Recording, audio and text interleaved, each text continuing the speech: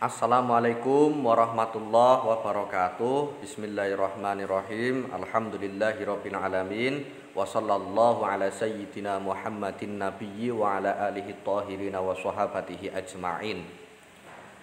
Puji syukur kepada Allah Subhanahu wa taala yang mana atas berkat rahmatnya kita masih diberi kesempatan untuk bisa belajar kembali.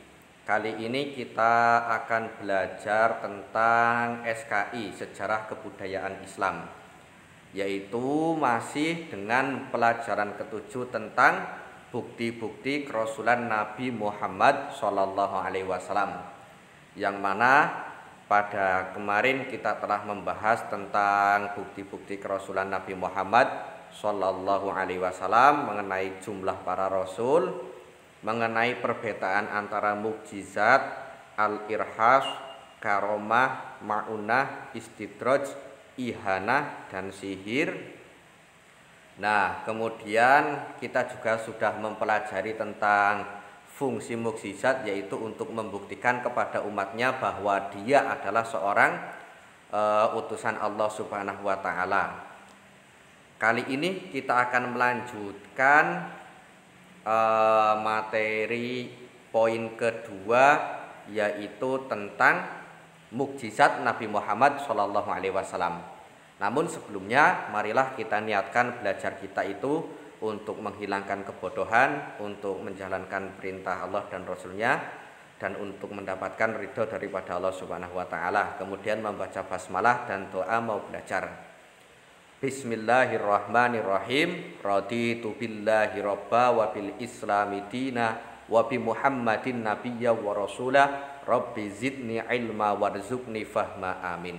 Raditu billahi robba, saya ridho Allah menjadi Tuhanku, wa bil islami dina, dan Islam menjadi agamaku, wa bi Muhammadin nabiyya wa rasulah, dan Nabi Muhammad sebagai nabi dan rasul Allah. Rabbi zidni ilma, dan semoga engkau menambahkan kami ilmu, warzuqni fahma, dan merizkikan kefahaman. Ya, dalam doa kita juga telah menyebutkan kalau kita ridho bahwa Nabi Muhammad sebagai nabi dan rasul Allah Subhanahu wa taala. Nah, pada poin ini kita akan membahas beberapa contoh mukjizat daripada Nabi Muhammad Sallallahu Alaihi Wasallam ya. Tadi kita ketahui kalau mukjizat itu untuk membuktikan kalau Nabi atau Rasul itu memang benar-benar utusan dari Allah Subhanahu Wa Taala. Nah, mukjizat juga muncul hanya pada saat-saat tertentu, tidak bisa semata-mata ingin muncul itu, tidak seperti itu. Kemudian mukjizat para nabi itu tidak sama dan diberikan sesuai dengan kebutuhan dan tantangan yang dihadapi oleh para nabi dan rasul. Contohnya, Nabi Musa itu dapat membelah laut. Kemudian Nabi Musa dapat memancarkan mata air secara ajaib dari batu yang ia pukul dengan tongkatnya. Ini termaktub dalam Quran surat Al-Baqarah ayat 60. Kemudian contoh Nabi yang lain itu Nabi Isa pernah menyembuhkan penyakit buta sejak lahir dan sopak. Nah, ini ada dalam Quran surat Ali Imran ayat 49. Kemudian Nabi Sulaiman dapat berbicara dengan hewan dan lain-lain ya. Nah, kali ini kita akan membahas mukjizat Nabi Muhammad SAW. Sebenarnya untuk mukjizat Nabi Muhammad SAW itu sangat banyak ya, sangat banyak. Bahkan mungkin jumlahnya mencapai ratusan bahkan ribuan. Tetapi ini hanya beberapa saja yang akan kita bahas. Nanti kalian baca-baca lagi, kalian cari-cari lagi, akan menemukan mukjizat-mukjizat yang lain daripada Nabi kita Muhammad SAW. Nah, yang pertama itu dapat membelah bulan menjadi dua bagian ya. Ini umum, sering disebutkan. Nah, tentang mukjizat ini diriwayatkan dari Abdullah bin Mas'ud. Ia berkata, bulan telah terbelah di Mekah menjadi dua. Maka orang-orang kafir berkata, ini adalah sihir yang dilakukan oleh putra Abi Habsah atau Nabi Muhammad terhadap kalian. tunggulah para musafir. Nah, musafir itu orang yang melakukan perjalanan. Bila mereka melihat apa yang kalian lihat, maka dia jujur. Bila mereka tak melihatnya, maka ini adalah sihirnya atas kalian. Kemudian para musafir datang dari berbagai penjuru.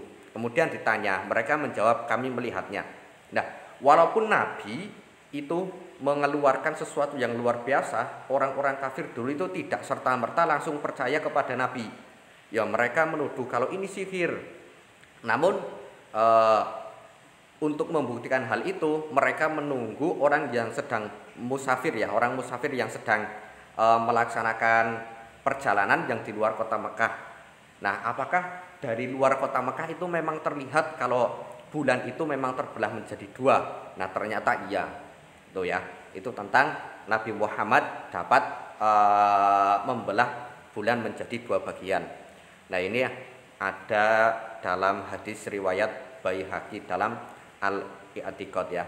Kemudian yang kedua, hidupnya kerikil untuk bertasbih di tangan mulia Nabi Muhammad SAW.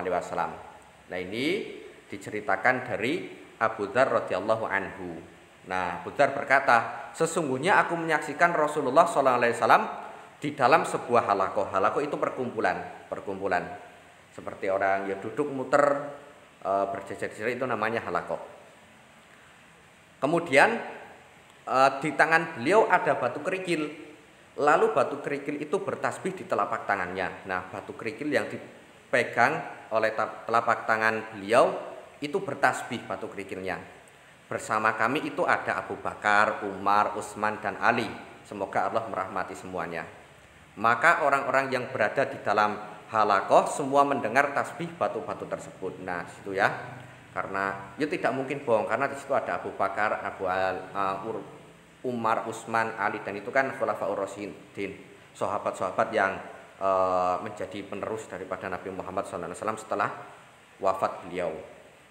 Kemudian yang ketiga, hidupnya pohon demi merespon perintah beliau. Nah, ini diriwayatkan dari Jabir. Jabir berkata, kami keluar bersama Rasulullah dalam suatu perjalanan panjang. Rasulullah ketika hendak buang air, beliau menjauh hingga tak dilihat siapapun. Kemudian kami sampai di suatu tempat di tanah yang luas dan tak punya bukit atau pohon, berarti di padang, ya mungkin padang sare, tempat yang luas di arah-arah. Maka beliau berkata padaku, wahai Jabir, ambillah kantong dari air dan pergilah bersamaku. Lalu aku memenuhi kantong itu dengan air, kemudian kami berangkat hingga tak terlihat. Ternyata ada dua pohon yang berjarak beberapa hasta. Maka Rasulullah berkata kepadaku, maksudnya kepada Jabir, wahai Jabir, pergilah dan katakanlah pada pohon itu, Rasulullah berkata padamu, bertemulah kamu dengan kawanmu itu hingga aku bisa duduk di belakang kalian. Nah, kemudian pohon itu melakukannya hingga dia bertemu dengan pohon lainnya. Ini diriwayatkan oleh Baihaqi dalam Dalail An-Nubuwah ya. Nah, maksudnya ini itu ada dua pohon yang berjarak kira-kira satu hasta. Nah, saat itu Nabi akan membuang hajat ya.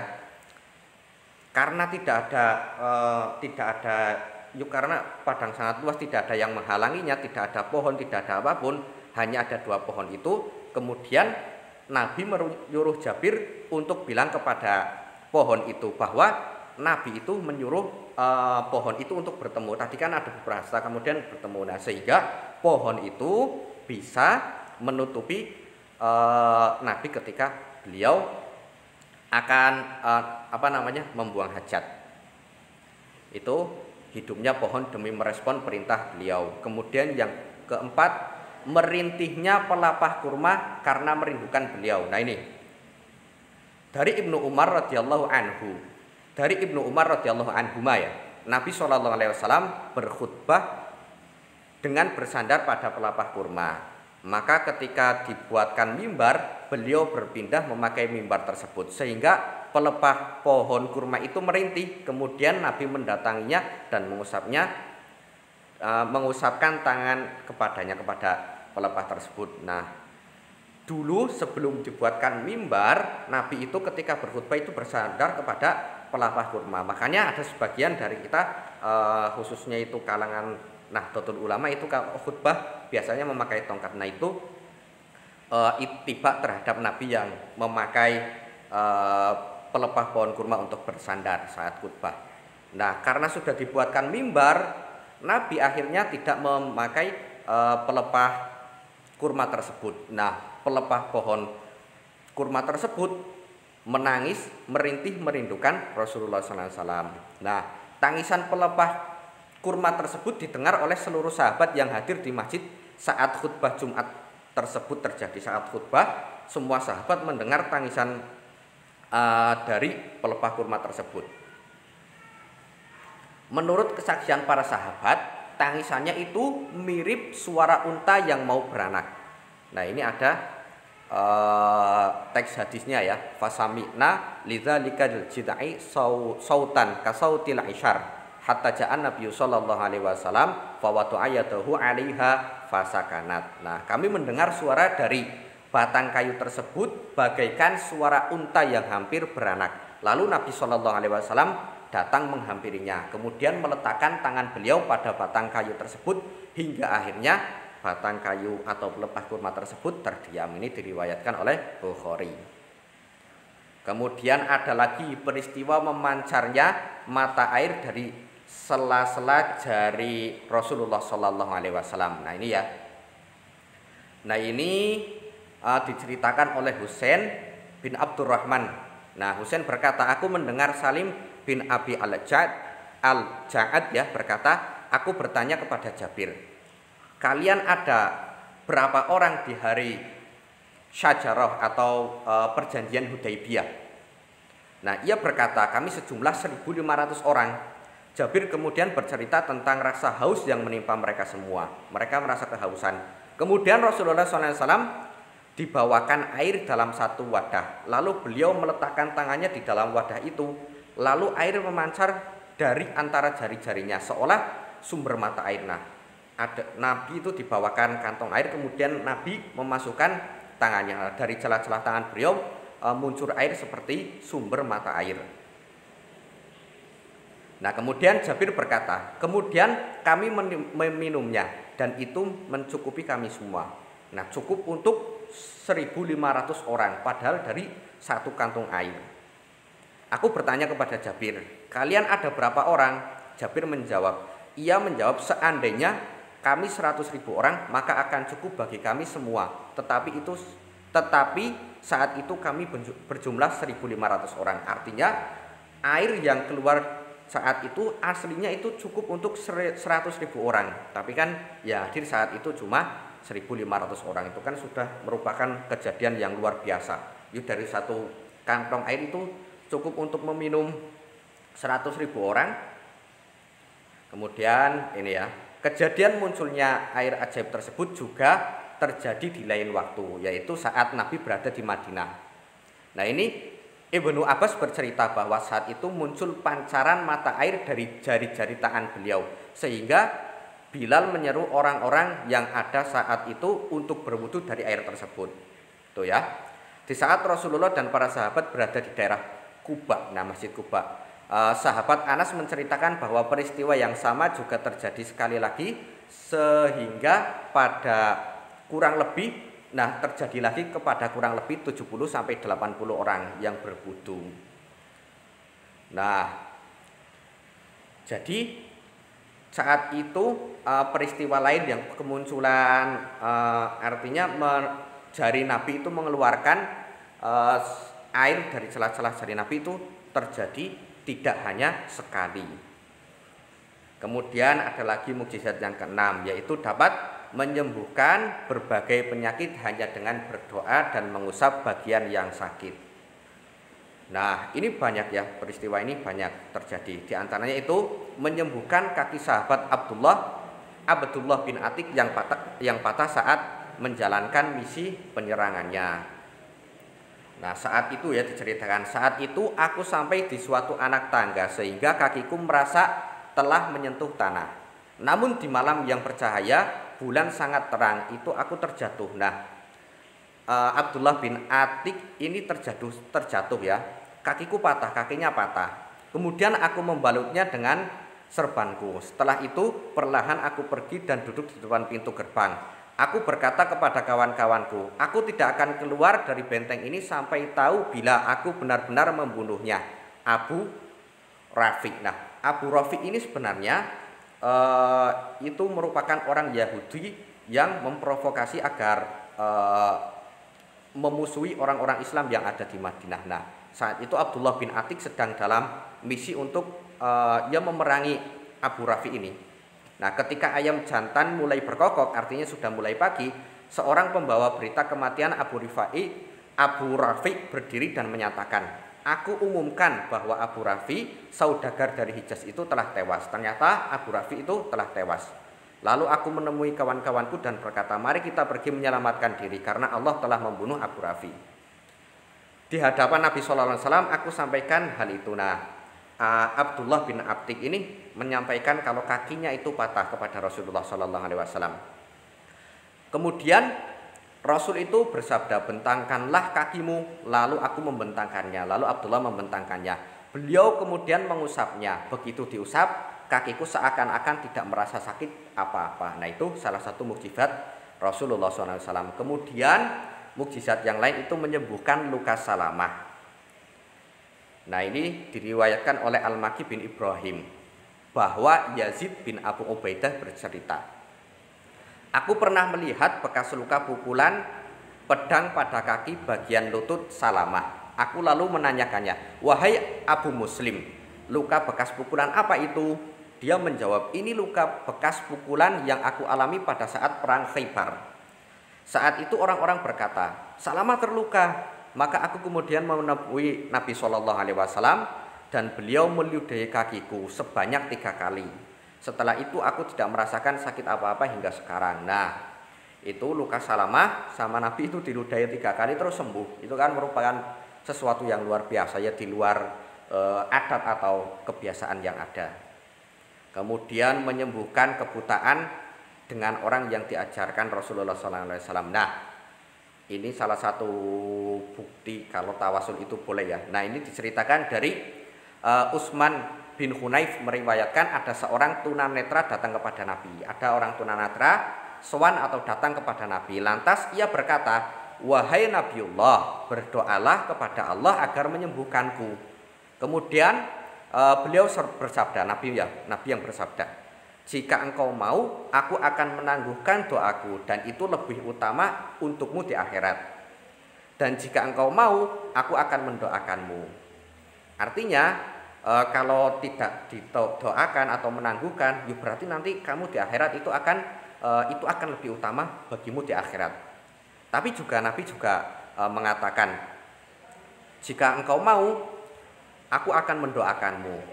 Lalu orang yang tunanetra tadi berkata, tidak, berdoalah untukku. Berarti memilih untuk berdoa. Tidak, artinya tidak memilihkan untuk ditangguhkan doanya. Maka beliau menyuruh orang itu berwudu dan sholat 2 rakaat. Nabi kemudian menyuruh tunanetra itu untuk berwudu dan sholat 2 rakaat. Lalu membaca doa, ya Allah, sesungguhnya aku meminta kepadamu, aku bertawajuh kepadamu dengan perantara nabimu Nabi Muhammad SAW, Nabi pembawa rahmat. Nabi Muhammad, wahai Muhammad, sesungguhnya dengan perantaramu aku menghadap kepada Tuhanku perihal kebutuhanku ini, dan engkau memohonkan kesembuhan untukku. Nah, Utsman bin Nuhaif radhiyallahu anhu melanjutkan ceritanya ya. Setelah itu kan tadi suruh berwudu, kemudian sholat 2 rakaat, kemudian membaca doa yang diajarkan oleh Nabi.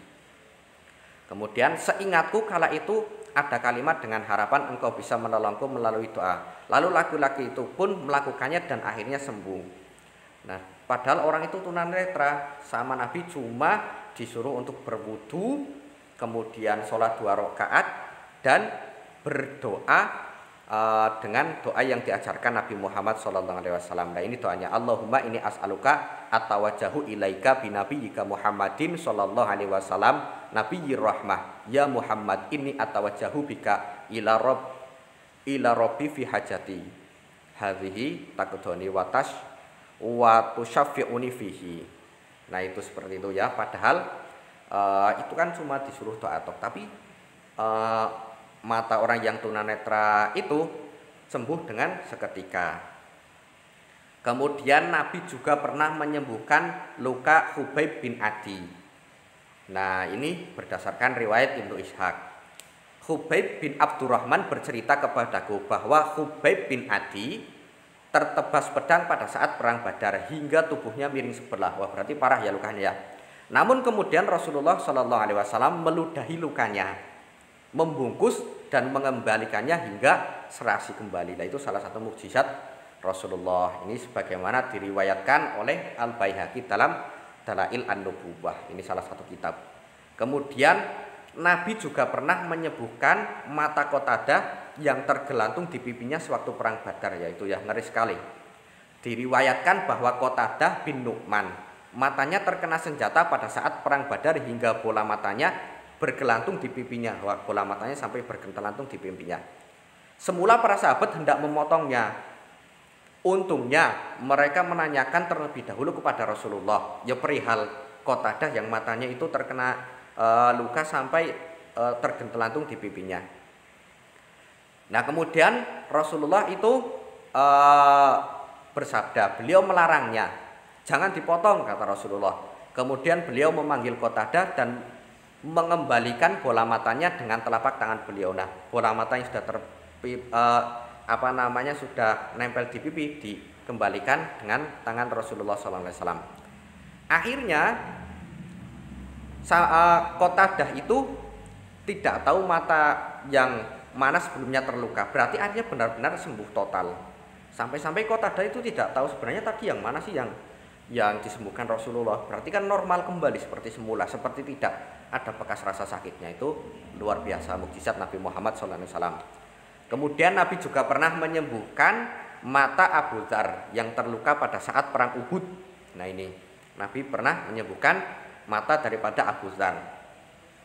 Ini Abdurrahman bin Haris bin Ubaid meriwayatkan bahwa kakeknya berkata, mata Abu Dzar terluka pada saat perang Uhud. Kemudian Rasulullah SAW meludahinya. Maka mata yang terluka tadi menjadi mata yang paling sehat. Nah, itu ya, itu riwayat Abu Ya'la.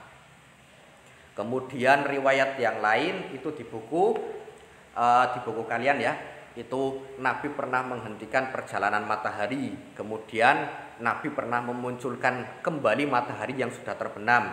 Kemudian Nabi pernah memperbanyak makanan yang jumlahnya sedikit hingga dapat dimakan oleh ribuan orang. Nah, ini ada ceritanya. Nanti kalian baca juga ya di buku kalian. Nah, itu ada di mulai halaman 85 sampai 88. Nanti kalian baca. Nanti ada hal yang menarik. Kemudian Nabi pernah meramalkan dengan benar sesuatu yang akan terjadi. Nah, ini bukan pernah, tapi sering. Nabi itu sering tahu akan hal yang akan terjadi. Itu salah satu kelebihan Nabi Muhammad SAW. Di antaranya itu pemberitahuan Nabi SAW bahwa sekelompok umatnya akan memerangi lautan seperti para raja di atas singgasana, dan Ummu Haram radhiyallahu anha termasuk di antara mereka. Maka terjadilah hal yang dikatakan oleh Rasulullah SAW. Kemudian Nabi juga pernah memberitahukan bahwa Allah Subhanahu wa taala akan mendamaikan dua kelompok besar umat Islam melalui lantaran Sayyidina Hasan bin Ali ya, ini radhiyallahu anhu, cucu dari Nabi Muhammad SAW. Terus juga Nabi tahu tentang Raja Najasyi yang telah wafat pada hari itu. Padahal posisi saat itu Nabi berada di Arab ya, di Mekah. Raja Najasyi itu berada di Habasyah atau Ethiopia. Kemudian berita Al-Aswad telah terbunuh di suatu malam itu Nabi tahu, padahal Al-Aswad kala itu berada di Yaman. Nah, kemudian nanti ada lagi peristiwa Isra Mi'raj ya, yang ini nanti merupakan latar belakangnya munculnya sholat 5 waktu yang didahului oleh Nabi ditinggal oleh istri tercintanya, oleh kakeknya. Pokoknya tahun itu dinamakan Amul Husni atau tahun kesedihan Amul Husni ya. Kemudian yang terakhir ada mukjizat Al-Quran. Nah, ini mukjizat yang masih bisa kita rasakan sampai saat ini. Sebenarnya banyak sekali mukjizat yang dimiliki oleh Nabi Muhammad SAW. Namun ini hanya beberapa saja yang kita sebutkan. Nah, untuk selanjutnya mungkin akan kita bahas tentang mengenai mukjizat Al-Quran ya.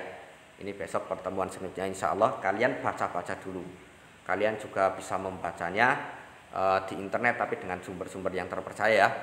Jangan asal baca, kadang ada yang menyelewengkan akan menyelewengkan akan berita-berita tersebut. Kadang ada yang disalahpahamkan dan lain-lain. Kalau ini Pak Zaini ngambilnya dari NU Online dan tentang Tebu Ireng dari website Tebu Ireng. Kalian bisa baca-baca lagi biar pengetahuan kalian itu tambah banyak. Seperti itu ya. Mungkin ini yang dapat Pak Zaini sampaikan untuk pembahasan kali ini. Semoga bermanfaat. Mari kita akhiri dengan hamdalah dan doa setelah belajar. Alhamdulillahirabbil alamin. Bismillahirrahmanirrahim. Wal asri innal insana lafi khusrin illal ladzina amanu wa amilus solihati wa tawassaw bil haqqi wa tawassaw bis sabr. Allahumma arinal haqqa haqqan warzuqna ittiba'ah wa arinal batila batila warzuqna ijtinabah. Hadanallahu wa iyyakum wal afu minkum. Wassalamualaikum warahmatullahi wabarakatuh.